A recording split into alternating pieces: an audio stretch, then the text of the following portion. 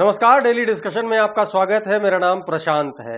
लोकसभा चुनाव 2024 के रिजल्ट आए। रिजल्ट में भारतीय जनता पार्टी का लगभग डब्बा गोल हो गया उत्तर प्रदेश में। ना सिर्फ भारतीय जनता पार्टी का, बल्कि उसके जो उत्तर प्रदेश में सहयोगी घटक दल हैं उनका भी। 2 सीटें आरएलडी को मिली थी, 2 सीटें जो है अपना दल एस को मिली थी, एक सीट सुभाषपा और निषाद पार्टी को मिली थी। लेकिन जब नतीजे आए तो सबसे ज्यादा नुकसान और सबसे ज्यादा दिक्कत हुई भारतीय जनता पार्टी के बाद अगर किसी दल को, तो वो अनुप्रिया पटेल, उनकी पार्टी अपना दल है इसको।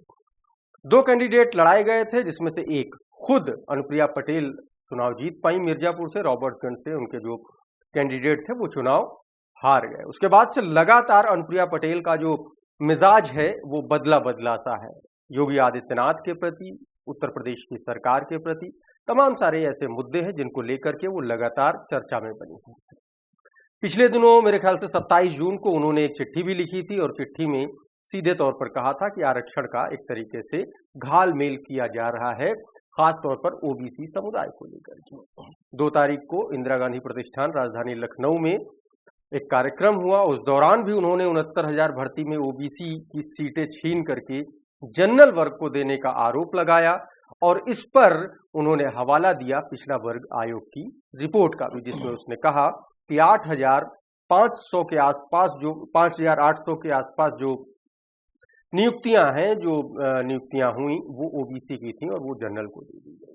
उसी पर चर्चा करेंगे कि क्या अनुप्रिया पटेल जो आरोप लगा रही उसके पीछे के कारण क्या हैं, क्योंकि इसमें एक एंगल ये भी है कि दिल्ली वर्सेस यूपी की भी बात हो रही है और दूसरा एंगल खुद अनुप्रिया पटेल की पार्टी का खिसकता हुआ जनाधार। सब कुछ बताने के लिए हमारे साथ हमारे सहयोगी अभिषेक पांडे जी मौजूद हैं। अभिषेक जी, बहुत बहुत स्वागत आपका। अनुप्रिया पटेल को क्या दिक्कत है, कहां से, मतलब सिर्फ हार ही वजह है या वजह कुछ और है? देखिए, पहली बात तो ये कैरेक्टर समझ से परे है। मसलन अगर आपको समस्या है तो आप खुल करके फिर कहिए। आपको सत्ता में भी पूरा सुख चाहिए और जब चुनाव हार गए तो आपको लगता है कि हमारा जनाधार खिसक रहा है, इसलिए हमको फिर अब बात उठानी चाहिए, सरकार के ऊपर दोषारोपण करना चाहिए। भाई, सरकार में आप ही तो बैठी हो। उत्तर प्रदेश की सरकार में आपके पति हैं और आप केंद्र की सरकार में हैं, तो ये रोना किस बात का और ये अभी क्यों याद आ रहा है? अगर ये समस्या आज की तो है नहीं, जो शिक्षक भर्ती में आरक्षण को लेकर अनियमितता की बात है, ये आज की बात नहीं है। तो ये अब याद इसलिए आ रहा है क्योंकि इस चुनाव में उनको पता चल गई है, उनको अपनी ताकत कि जनाधार खिसक रहा है। जिस वोट बैंक को लेकर के, जिस जनाधार को लेकर के वो लगातार पिछले 10-12 सालों से अपनी मजबूती उत्तर प्रदेश में और केंद्र की सरकार में दिखा रही थी, अब वो चीज उतनी ताकत नहीं है उनके पास। दूसरी तरफ उत्तर प्रदेश में ही उनकी ताकत है, बाहर तो है नहीं। यहाँ पे अखिलेश यादव का पीडीए फॉर्मूला चल गया है। पीडीए का मतलब है कि पिछड़ा, दलित, अल्पसंख्यक सबको साथ में लेके चल रहे हैं। तो पीडीए के मुकाबले अनुप्रिया पटेल कमजोर हुई हैं। बड़ी मुश्किल से वो भी चुनाव जीती हैं। चुनाव जब चल रहा था तो एक बार तो लग रहा था कि चुनाव हार गई हैं। तो आप ये समझिए कि दिक्कत यही है उनको, कि उनको लग रहा है मेरा जनाधार जा रहा है, मेरी पॉपुलैरिटी जा रही है। हमको जिस बात को लेकर के जो ताकत थी हमारी, वो ताकत हमारे हाथ से जा रही है और आने वाले समय में इसका नुकसान उठाना पड़ेगा। इसीलिए उन लोगों तक मैसेज देने के लिए, खासतौर पर पिछड़ों और कुर्मियों के बीच में अब ये मैसेज दिया जा रहा है कि देखिए, हम आपके बारे में सोच रहे हैं, जो आपके आरक्षण के साथ गलत हुआ उसको लेकर के हम बयान दे रहे हैं। सिर्फ बयान क्यों दे रहे हैं? आप तो सरकार में बैठे हैं, या तो इस्तीफा देकर के बयान दीजिए या जाइए आप सरकार से। एक बात और भी है, क्या इससे सिर्फ अनुप्रिया पटेल को नुकसान हुआ क्या? चाहे वो आरक्षण की बात हो, क्योंकि ओबीसी वोट बैंक, बहुत बड़ा वोट बैंक उत्तर प्रदेश में बीजेपी सेंध लगा चुकी थी, तो उस हिसाब से देखा जाए तो सबसे बड़ा नुकसान भारतीय जनता पार्टी का भी हुआ, चाहे वोट शेयर की बात कर लें, चाहे सीटों की बात कर लें।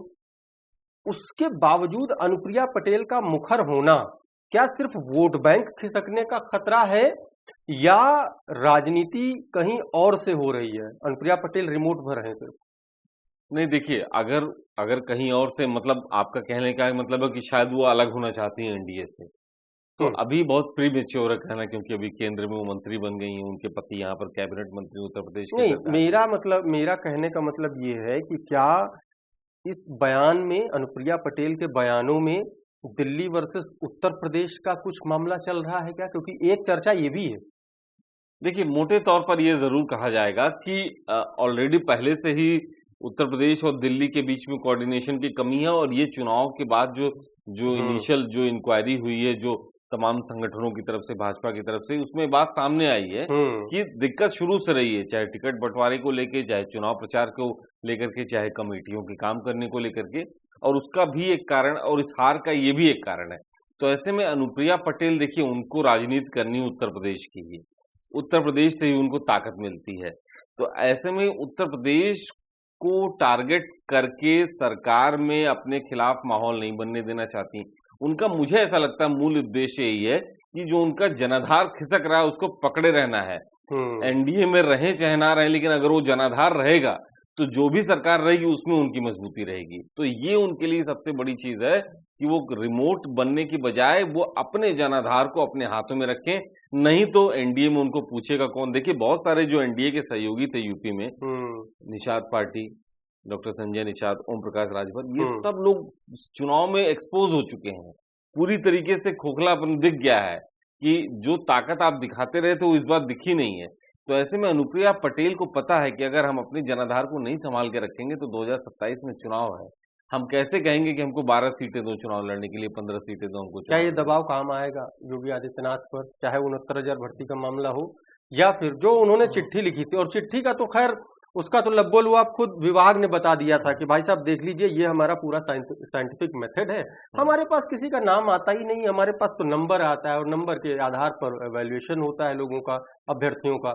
तो उसका तो जवाब दे दिया। लेकिन क्या ये जो 69,000 भर्ती में जो आरोप लग रहे हैं कि ओबीसी वर्ग की जो रिक्त पद थे, जो बची थी वैकेंसीज, वो जनरल में शिफ्ट कर देंगे, इसको लेकर के क्या कुछ बड़ा बदलाव आने की स्थिति में है, कुछ बड़ा एक्शन लेगी योगी सरकार? देखिए, ये पिछले टर्म से ही योगी सरकार की समस्या बनी हुई है। कमेटी बनाई गई, लोगों ने प्रदर्शन किया, उनका प्रतिनिधिमंडल मिला, जांच हुई, सरकार ने अपनी रिपोर्ट रखी, अदालत में मामला, उसके बावजूद अभी तक ये समस्या बनी हुई है। तो ऐसे में अनुप्रिया पटेल, ये एक मुद्दा है उनके लिए, ये एक मुद्दा है, कई सारे मुद्दों में से एक मुद्दा है। दरअसल उनका टारगेट ओबीसी वोट शेयर है, वोट बैंक है, खासतौर पर कुर्मी और पटेल वोट बैंक है, जिसमें बड़ा जनाधार, उसमें बड़ा हिस्सा उनका माना जाता है। तो इस बात को लेकर के युवाओं में और पिछड़ों में वो अपनी पार्टी को एक बार फिर से स्थापित करना चाहती हैं, क्योंकि इस चुनाव में उनका जनाधार खत्म हो चुका है। दूसरी बात की आरक्षण वाली जो बात है, देखिए, आरक्षण की बात कह के इस बार उत्तर प्रदेश में बीजेपी और उनके सहयोगी 29 सीटें हार गए। तो इसलिए उनको पता है कि आरक्षण वाले मुद्दे को अगर हम टच करेंगे तो लोग हमसे जुड़ेंगे, पिछड़ों के आरक्षण के और उनके हितों की बात करेंगे तो लोग हमसे जुड़ेंगे। ये भी एक, मुझे लगता है कि आधार है कि अनुप्रिया पटेल, उन्होंने शिक्षक भर्ती में आरक्षण का मामला उठाया, क्योंकि वही एक मामला उठा सकती हैं और वही एक मामला सरकार के सामने वो कह सकती हैं, क्योंकि ये मामला अभी चल ही रहा है। तो ये मुझे मोटे तौर पर ये लगता है कि वो अपने खिसकते जनाधार को लेकर चिंतित है।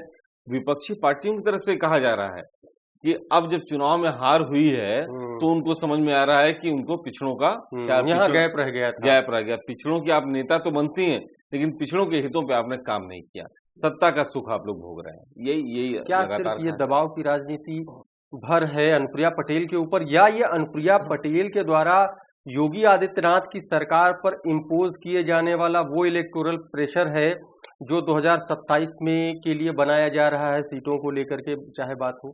देखिए, आप पहले ये समझिए कि अनुप्रिया पटेल की ये समस्या है कि जनाधार उनका कम हुआ, लेकिन उससे बड़ी समस्या ये भाजपा के लिए है कि पिछड़ों में एक बड़ा वोट शेयर भाजपा को मिलता था, वो भी उनसे खिसका है, दलितों का वोट शेयर खिसका है, तो भाजपा को इसकी ज्यादा चिंता है। अनुप्रिया पटेल चिट्ठी लिखें या ना लिखें, बीजेपी मुझे लगता है आने वाले वक्त में इस पर कुछ ज्यादा मेहनत करेगी, कुछ काम करेगी इस पे। ये एक छोटा सा मुद्दा है कि भाई भर्तियों में आरक्षण के नियमों का पालन नहीं किया गया। अब बताइए, ओम प्रकाश राजभर जो लगातार इस मामले में प्रदर्शन करते थे, जा करके धरना वालों से मिलते थे, चिट्ठियां लिखते थे, बाद में जब सरकार में आ गए और एनडीए में आ गए तो कुछ लोग उनके पास पहुंचे इसी शिक्षक भर्ती, तो उन्होंने कहा क्यों लाठ ठिकाने के लिए वहां बैठे रहते हो। तो ये जैसे सत्ता में लोग बैठते हैं तो तुरंत उनके रुख बदल जाते हैं। लेकिन ये समझना होगा अनुप्रिया पटेल को, ओम प्रकाश राजभर को, संजय निषाद को, कि आप जिनकी राजनीति करते हैं, जिनके हितों की, वो चाहे आप सत्ता में किसी भी समय में रहिए या बाहर रहिए, वो एक जैसा रहना चाहिए। अनुप्रिया पटेल जब तक गुड एंड गुड था तब तक एकदम खामोश, कोई कमी नहीं थी, कोई आरक्षण को लेके चिंतित नहीं थी। लेकिन जैसे ही जनाधार कम हुआ, उनको लगा कि नहीं, एक बार फिर से इसको ठीक करना पड़ेगा, नहीं तो हमारी स्थिति खराब हो जाएगी। ठीक बात है। तो कुल मिलाकर के अनुप्रिया पटेल लगातार अपने बयानों से उत्तर प्रदेश सरकार से जिस तरीके से वो सवाल कर रही हैं, जिस तरीके से वो निशाना साध रही हैं, तमाम सारे इसके निहितार्थ निकाले जा रहे हैं। उसमें से एक बड़ा कारण उनका खिसकता हुआ जनाधार भी है। देखना होगा कि क्या अनुप्रिया पटेल का ये दांव, ये दबाव योगी आदित्यनाथ सरकार पर काम आता है, और क्या उनका ये मैसेज उनके वोटर वर्ग तक कायदे से पहुंच पाता है या नहीं। और इसका रिजल्ट 2027 के विधानसभा चुनाव के बाद दिखलाई पड़ेगा कि अनुप्रिया पटेल का ये जो नैरेटिव है ये कितना काम किया। आज के इस डिस्कशन में फिलहाल इतना ही। आप बने रहिए डेली लाइन के साथ।